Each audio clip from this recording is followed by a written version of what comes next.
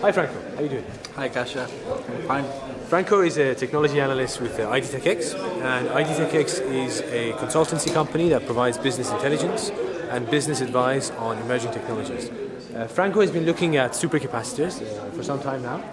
So Franco, in your view, what performance level and what next steps should supercapacitor companies take for their products to have more success in the car industry?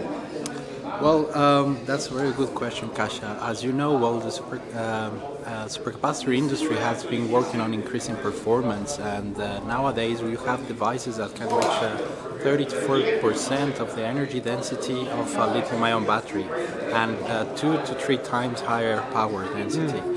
And in terms of the automotive industry, you know, it's a very competitive sector, and the technology itself has managed to get into the applications that are more readable to automotive industry, such as stop-start systems and energy recovery from braking. I think a good step for having a broader penetration in the sector would be to increase energy density and to reduce the leakage, the self-discharge of the device, and which is something that hybrid capacitors are already doing.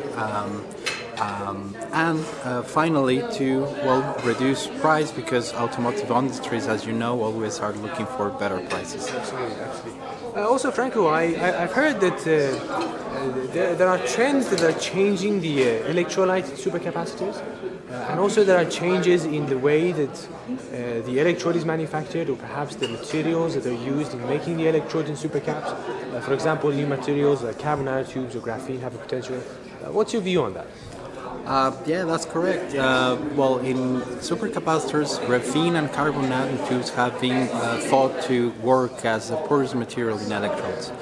This is because of the high porosity that these materials can contribute to the device, and in turn to the energy density. Because, as you know, porosity is related with surface area variable in the material, and in turn that's related with energy density in the final device.